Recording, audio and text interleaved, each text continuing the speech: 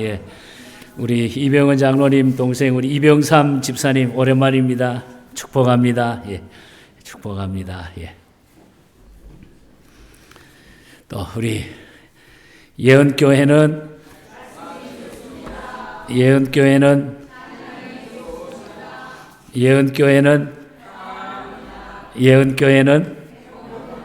나도 행복합니다. 예. 예. 예. 점점 행복해지는 것 같은데 한 세 사람 정도는 안 행복한 것 같아요. 예. 늘 행복하게 사시기를 바랍니다.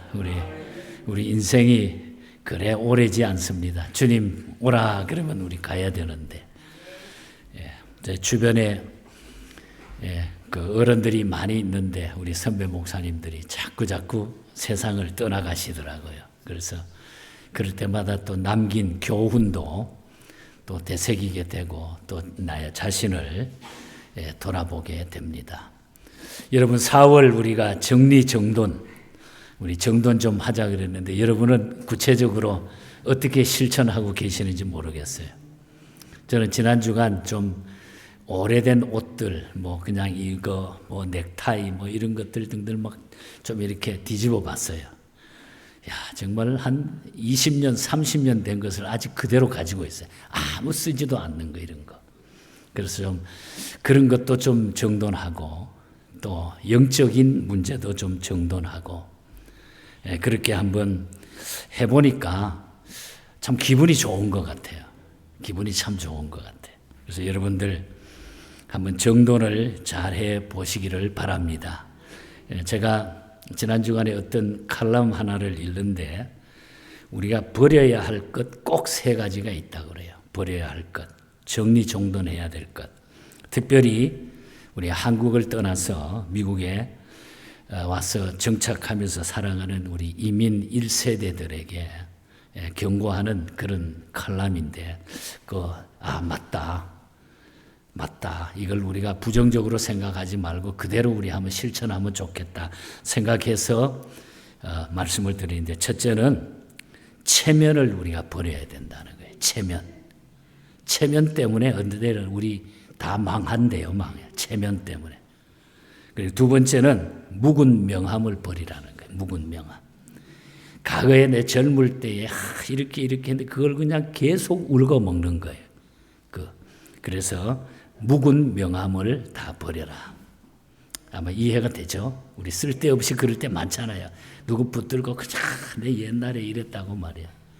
누가 알아줍니까? 억지로 들어주는 거지. 그리고 세 번째는 성질을 버리래요. 성질. 사실 우리가 이 성질이라는 게 버려집니까?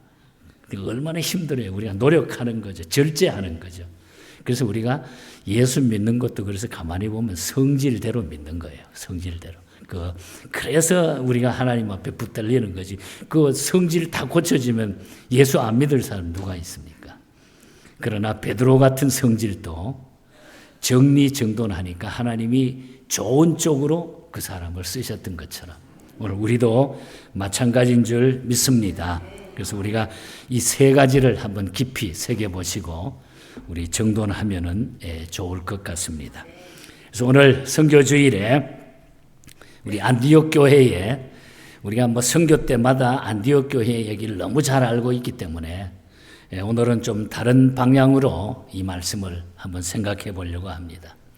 그 유명한 종교개혁자 마틴 루터가 종교개혁 운동을 하던 중에 깊은 좌절감에 빠지게 됩니다.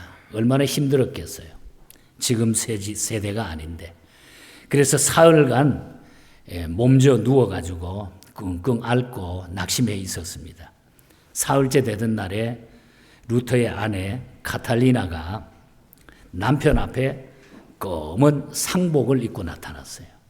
상복을.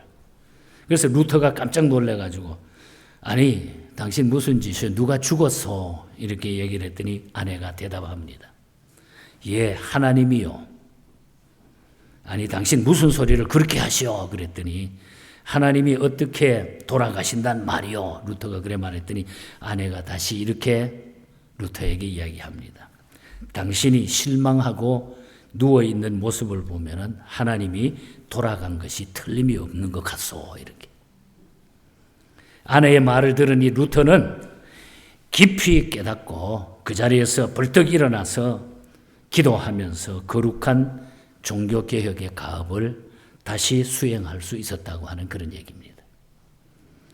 여기서 질문 하나를 설교를 하면서 여러분에게 먼저 던져볼까 합니다.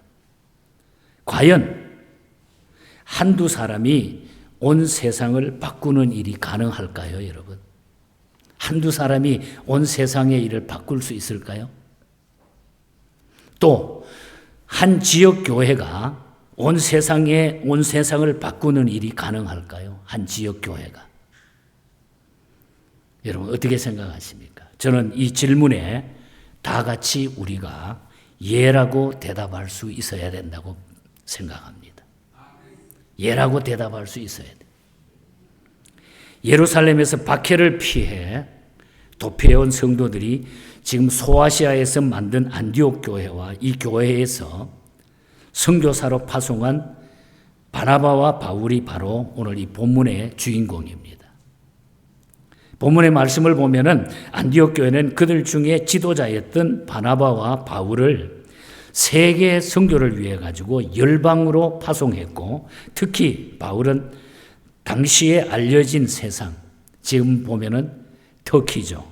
투르키예로 이름이 바뀌었습니다만 터키, 그리고 그리스, 로마, 그리고 유럽 대륙을 3차례 이상 여행해서 세계 도처에 교회를 세우게 됩니다.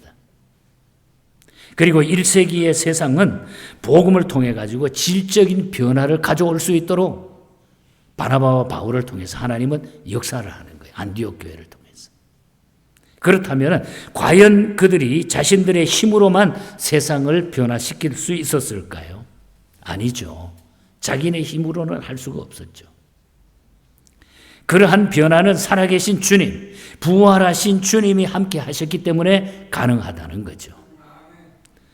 오늘 또 동일하게 살아계신 주님은 우리를 통해서 세상을 변화시키기를 원하신다는 것입니다. 그래서 이제부터 살아계신 주님이 안디옥 교회와 함께 하신 증거들을 오늘 선교주일에 살펴보려고 해요. 먼저 중요한 메시지는 하나님을 진지하게 예배하는 문제입니다. 하나님을 진지하게 예배하는 문제. 부활의 가장 강력한 증거는 우리가 참여하여 드리는 예배입니다, 여러분. 예배. 그 당시 유대인들의 해당 예배는 안식일에 이루어졌어요. 안식일에 다 예배가 이루어졌습니다. 해당 예배가. 안식일은 본래 토요일이죠. 유대인들은 세상에서 가장 철저하게 전통을 고수하면서 지키는 민족이 유대인들입니다. 그런데 이 유대인들 중 상당수가 그리스도인들, 이 안식 후 첫날인, 그러니까 지금의 주일에 모여서 떡을 떼면서 주를 경배했다는 거예요. 안식일이 아닌, 토요일이 아닌 주님이 부활하신 그 아침 일찍 지금의 주일에 모여가지고 떡을 떼며 주를 경배했다는 것입니다. 있을 수 없는 변화가 일어나기 시작한 거예요. 주님의 부활을 통해 가지고. 주일의 본질은 안식일이 아닌 주님 부활의 날이라고 하는 것을 우리는 기억해야 됩니다. 그래서 그들은 주님께서 부활하신 주일에 모여가지고 구원을 얻고 나서 하나님의 자녀로 살게 된 것을 감사하면서 부활하신 주일을 기념해서 그날 예배를 모여서 예배를 드렸다는 거죠. 이게 주일이라는 거죠. 이러한 예배를 통해서 그들은 살아계신 주님의 임재를 체험하고 그분과의 만남을 갖게 되었습니다. 우리가 잘 아는 마태복음 18장 20절에 보면 두세 사람이 내 이름으로 모인 곳에는 나도 그들 중에 있느니라 그랬어요. 처음 그리스도인들의 모임은 단순한 모임의 자리가 아니라 예배의 자리였다. 예배의 자리였다. 예수의 이름으로 진지하게 모이는 예배의 자리에서 경험하는 약속은 주님의 임재를 경험하게 된다는 거예요. 예배의 자리를 통하여 예배를 통해서 주님의 임재를 우리가 먼저 체험할 수 있다는 거죠. 왜냐하면 그가 다시 사셨기 때문에, 부활하셨기 때문에. 그래서 오늘 본문 2절에 보면은 주를 섬겨 금식할 때에 라는 말이 나와요. 주를 섬겨 금식할 때. 이 말을 더 엄격하게 번역하면은 주님을 예배하며 금식할 때에. NIV 성경에 보니까 worshiping the Lord and fasting이라고 그랬어요. 그들이 지금까지 예배를 드리고 있었다는 것은 예배를 통해 가지고 주님을 만나고자 하는 갈망한 그 열정, 간절한 갈망이 그들에게 있었기 때문에.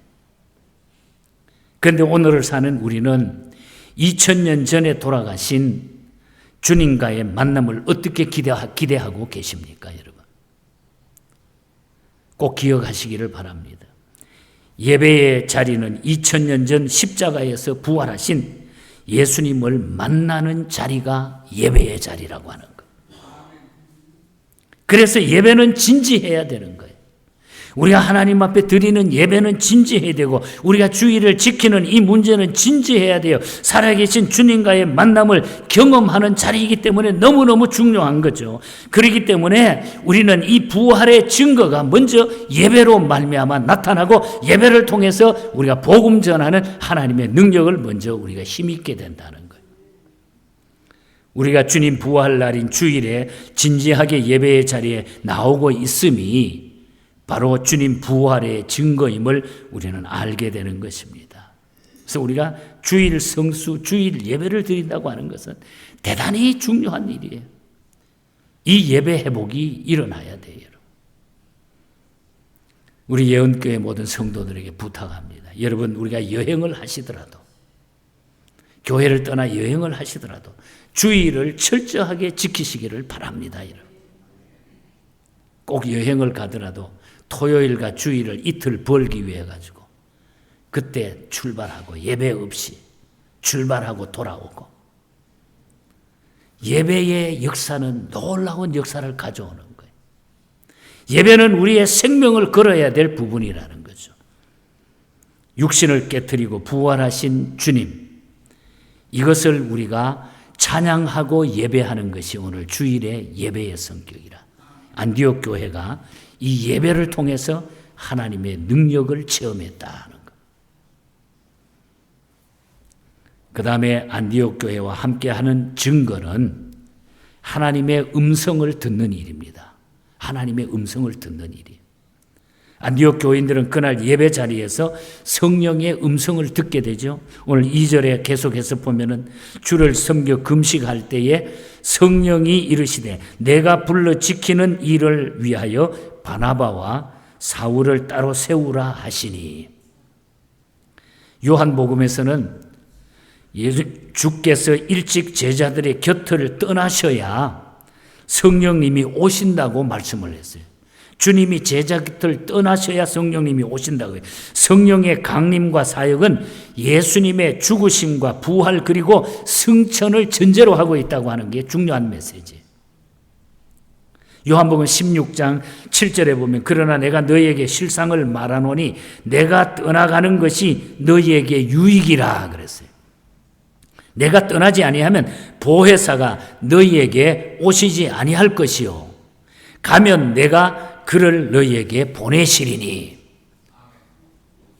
이와 같이 보혜사 성령님이 오셔서 주님의 제자들에게 말씀하심이 바로 주님 부활의 또 하나의 증거가 된다는 거죠. 주님 부활을 통해서 성령님이 오셔서 성령의 음성을 우리에게 들려주신다는 거예요. 마찬가지로 안디옥 교회 교인들도 성령을 통해서 말씀하시는 주의 음성을 지금 들었습니다. 내가 세계 선교를 위해서 시킬 일이 하나 있는데 바나바하고 사울을 그 일을 위해서 파송하라, 보내라. 성령의 음성이 그렇게 들려온 거예요. 여러분, 제일 엘리트 되는 지도자를 하나님은 그 교회에서 너희가 떼가지고 다른 곳에 파송해서 보내라는 거예요. 안디옥 교회로서는 엄청난 일이 아닐 수가 없는 거예요. 그 지도자를 잃게 되면은 엄청난 힘을 잃게 되는데 성령님은 그 둘을 떼어서 선교지에게 보내라는 거예요. 지금으로부터 140년 전에 미국 동부 지역에 사는 20대 초반의 두 청년이 거의 동시에 주의 음성을 듣게 됩니다. 주님의 음성을 듣게 돼요. 성령을 통해서. 1883년 미국 코네티컷의 하트포드라고 하는 곳에서 전국 신학생 대회가 열렸습니다. 그때 한 청년은 뉴 브런즈윅이라고 하는 신학교 대표로 참여하고 또 한 사람은 두루 신학교 대표로 거기에 참여하게 됩니다. 그때 참여해서 하나님께서 고요한 아침의 나라 극동지방 조선에 선교의 문을 여신다는 선교 보고를 그 두 사람이 듣게 돼요. 많은 사람이 들었지만 그 두 사람이 감동을 느낍니다. 그래서 조선 선교사로 가려는 음성을 그에게 들려주는 거예요. 두 청년에게. 그리고 드디어 1885년 부활절날 아침 이 두 사람은 인천 제물포항에 입항을 하게 됩니다. 우리나라에. 한 사람은 26살이었고 또 한 사람은 27살이었어요. 그들이 바로 언더우드와 아펜셀러 선교사입니다. 그들은 조선 땅을 바라보면서 이렇게 기도했는데 그 기도문이 오늘까지 남아서 우리에게 전해지고 있어요. 그 기도문을 잠깐 읽어드리면 이런 내용입니다. 주여, 지금은 아무것도 보이지 않습니다.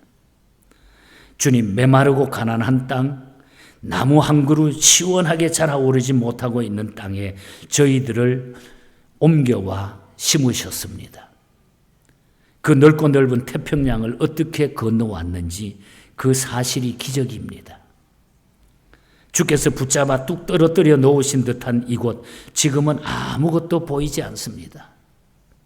보이는 것은 고집스럽게 얼룩진 어두움뿐입니다.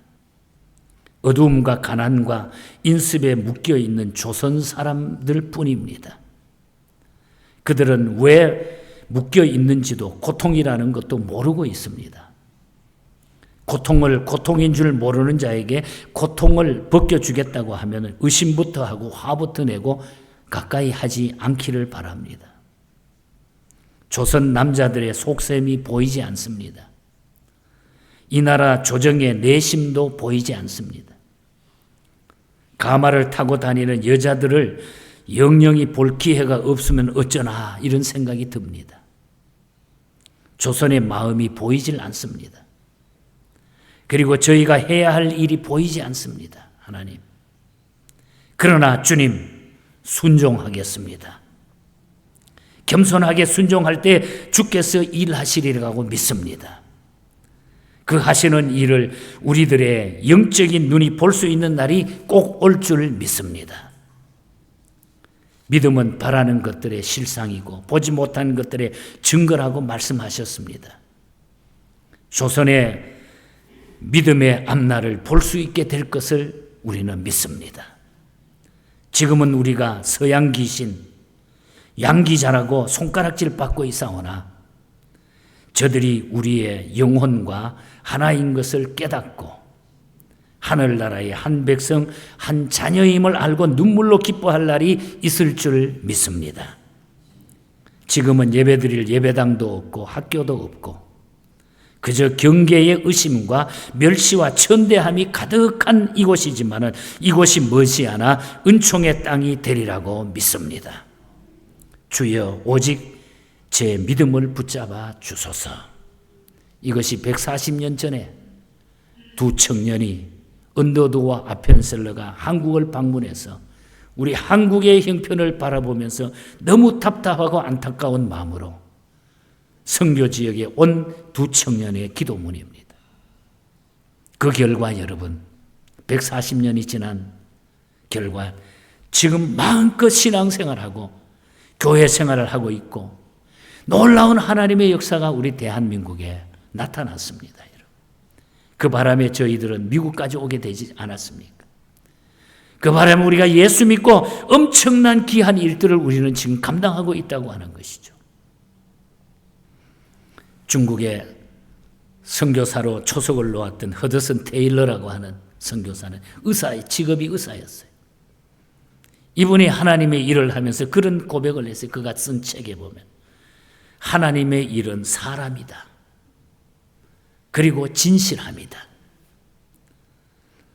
여러분, 선교에 관심을 가지면서 선교사들의 글을 많이 모아보면 하나님은 사람을 통해서 일하신다는 거예요. 하나님은 사람을 뽑아서 그 사람을 통해서 복음을 전하고 그 사람을 통해서 일하게 하신다는 거예요. 선교는 사람이다. 하나님의 일은 사람이다. 그래서 이 안디옥 교회는 그 성령의 음성을 지금 듣는 거예요. 바나바와 바울을 가장 엘리트적인 그 지도자를 너희가 선교사로 파송해라. 복음을 위해서 파송하라는 거예요. 그래서 이 안디옥 교회는 그 음성을 듣고 이 선교사들을 파송하는 거예요. 사도행전에 나오는 첫 번째 선교사를 파송하는 일이 된다고 하는 거예요. 성령의 음성을 통하여 우리는 하나님의 음성을 듣고 살아가야 될 줄 믿습니다, 여러분. 주의 음성을 들어야 돼. 하나님의 교회가 예배에 최선을 다할 때에 하나님께서는 성령을 통하여 우리에게 주님의 음성을 들려주신다는 거죠. 안디옥 교회는 그 하나님의 음성을 들었다는 겁니다.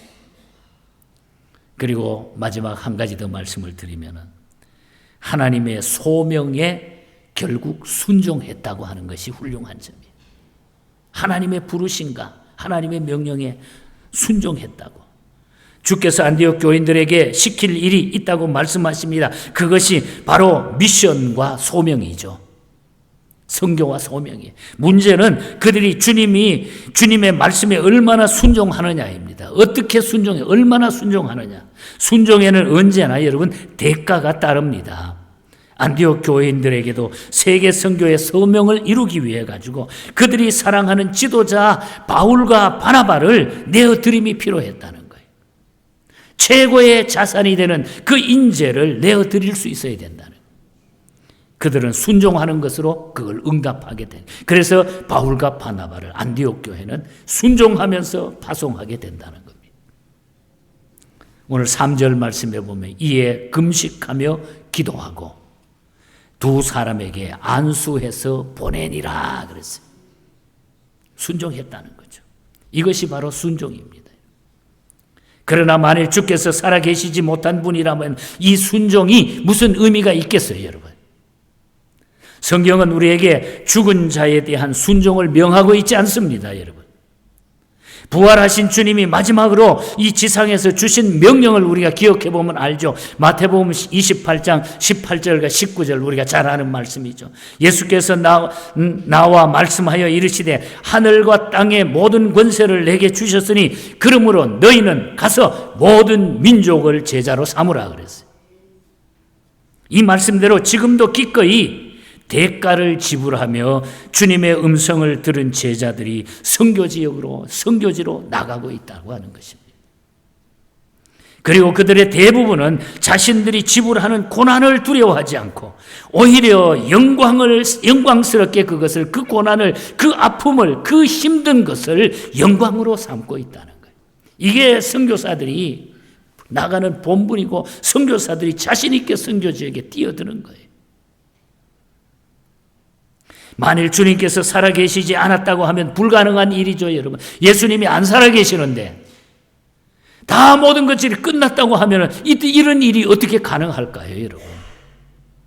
전 세계에 흩어져 복음 전하는 선교의 증인들이 바로 주님 부활의 증거자고 바로 복음이 살아있고 하나님이 살아있고 부활하신 주님이 계시고 성령께서 우리를 인도하신다고 하는 여기에 대한 자신감, 확신이 있었기 때문이라는 거예요.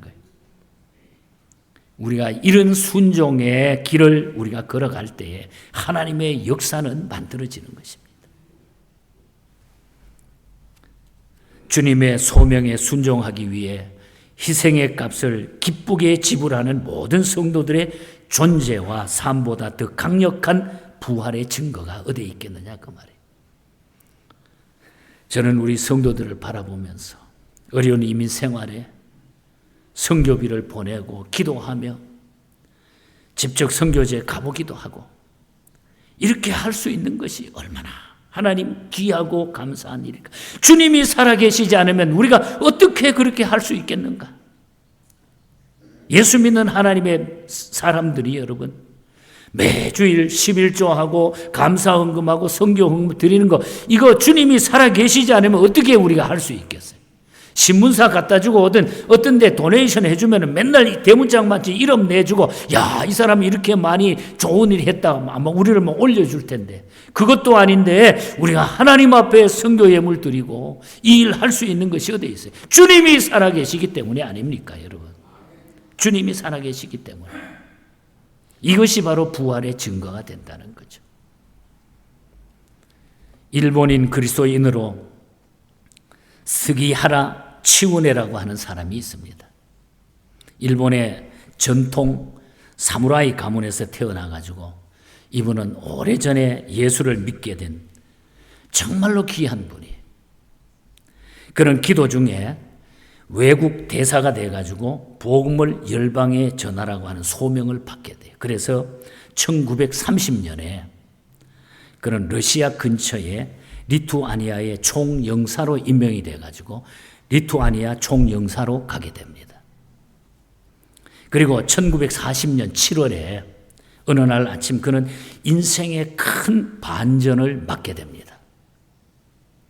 그날 아침 그는 집무실에 들어가가지고 폴란드에서 나치 유대인들이 체포를 면하기 위해 가지고 도망친 한 200~300명의 유대인이 모여 있는 거예요. 그 유대인들이 지금 살기 위해서 나치에 지금 붙들리면은 지금 감옥 가고 죽이고 막 죽일 때니까 이 유대인들이 벌벌 떨면서 도망치기 위해서 한 300명이 모여 있습니다. 두려움에 가득 차 있던 그들은 모두 일본 비자를 받기를 원했다는 거예요. 그 당시 일본이 강력한 힘을 가졌기 때문에 일본 비자만 받으면은 어느 나라든지 도망칠 수 있기 때문에 일본 비자를 그렇게 원했다는 거죠. 그러나 이 스기하라 총영사가 그들을 돕기 위해 가지고 비자를 발급해 주려고 마음먹고 본국에, 동경에 있는 본국에 전문을 보내서 발급받기를 요청했지만 3번이나 중앙정부가 그걸 거절했어요. 그런 사람들은 절대로 해주면 안 된다고 중앙정부가 일본이 딱 반대를 막았어요. 비자 발급을 못 해준다는 거죠.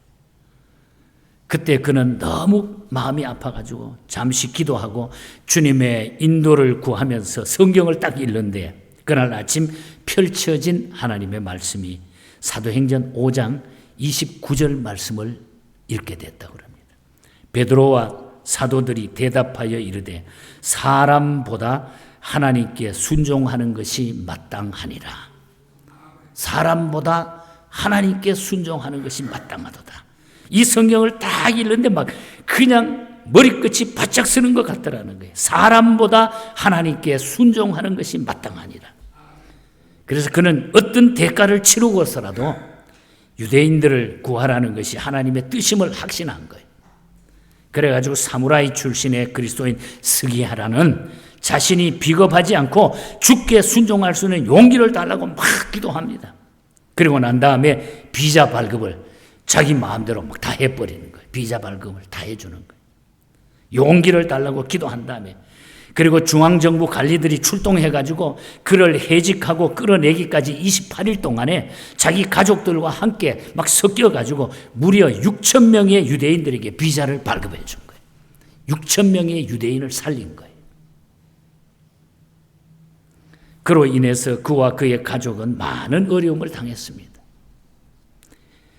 후일에 세월이 지나고 후일에 이스라엘 국가가 예루살렘 근교의 유대인 학살 기념관인 야드 바심이라고 하는 신의 손길이라고 하는 이 건물을 건립할 때에 이스라엘의 은인으로 초청을 받게 됩니다. 그의 가족들이, 그 후손들이.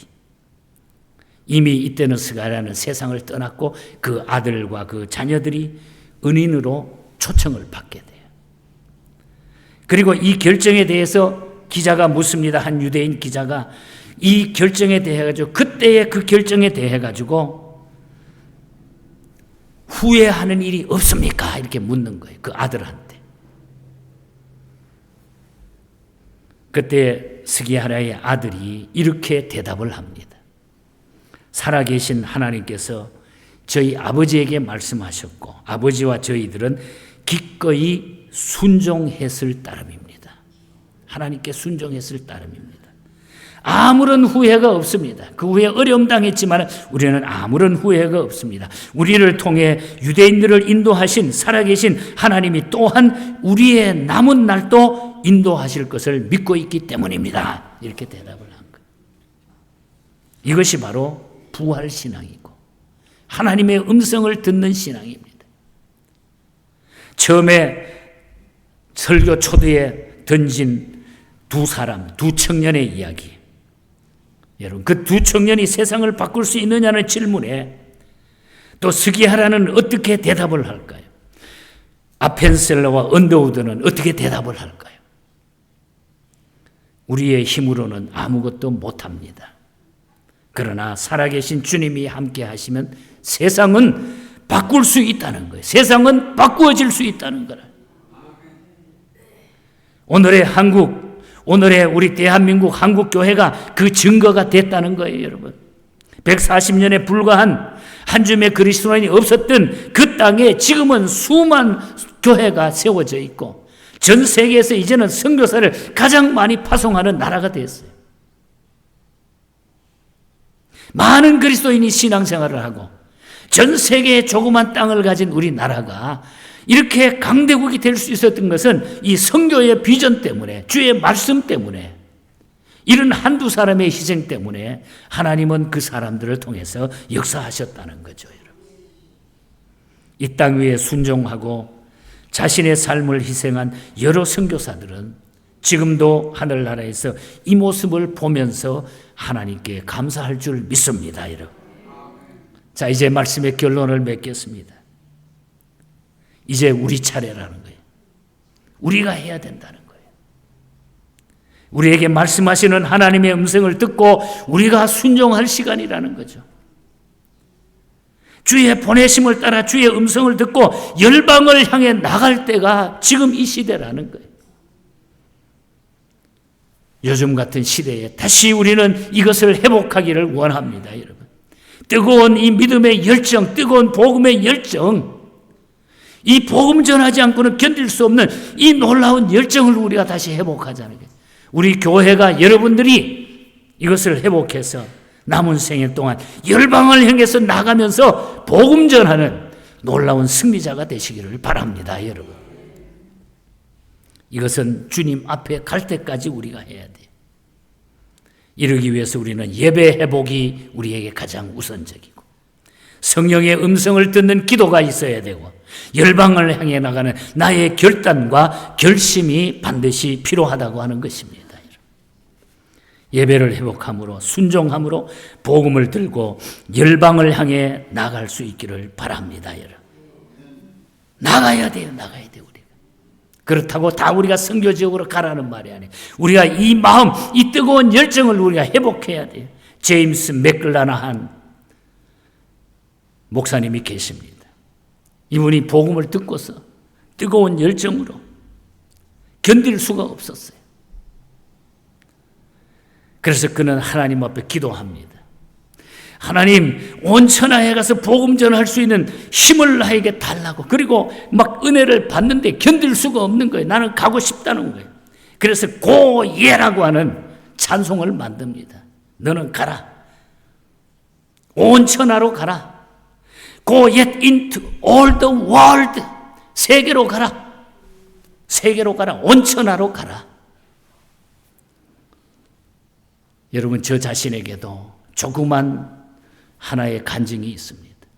고등학교 때 나도 모르게 성경책 앞면에다가 세계 지도를 붙여놓고 하나님, 나 목사 되면은 세계를 향해서 복음 전하게 해달라고. 그랬는데 그 일이 계속 내 머릿속에 사라지지 않는 거예요. 고등학교 때 고등부 교회에서 학생 회장을 하면서 막 눈물로 기도하면서 나도 모르게 예배드리다가 막 눈물 흘리면서 하나님, 내가 목사가 되면은 그렇게 복음 전하는 사람 되게 해달라. 적게나마 하나님이 그 기도를 들으시고 지금까지 저를 통해서 중국 땅에 귀한 일을 이루게 됐다고 하는 건 너무너무 하나님 앞에 감사한 거예요. 흑암에 사는 백성들을 보라. 수많은 심령 멸망하겠네. 그 누가 갈까 주의 복음 들고 생명을 구원하는 곳으로. 이 찬송을 부르는데 마음이 뜨거워져서 견딜 수가 없어요. 그래서 제가 교회 음악을 공부하다가 맥글라나한이 이 찬송을 만들게 된 배경을 쫙 살펴봤는데, 맞아, 이분이 그렇게 해서 이 찬송을 만들었구나. 그래서 내가 젊을 때에, 학생 때에 불렀던 찬송이 그래서 나에게 그렇게 감동을 줬구나. 왜 너는 멸망의 길을 가려느냐? 주 음성 듣고 응답하여라. 널 구원하려 예수 죽었으니 생명의 이 복음을 전하라. 구원의 문은 넓게 열렸으니 십자가 군병 일어나거라.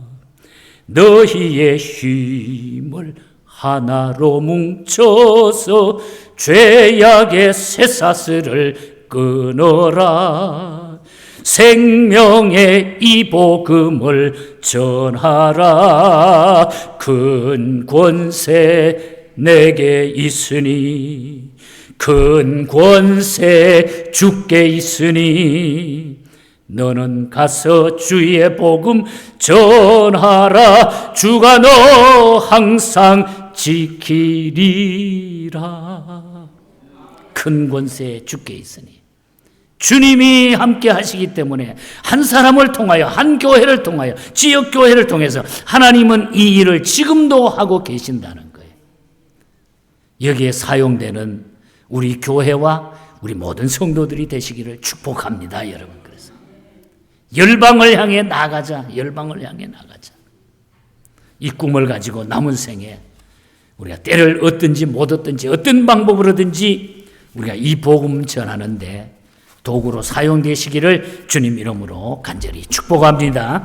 하나님 아버지,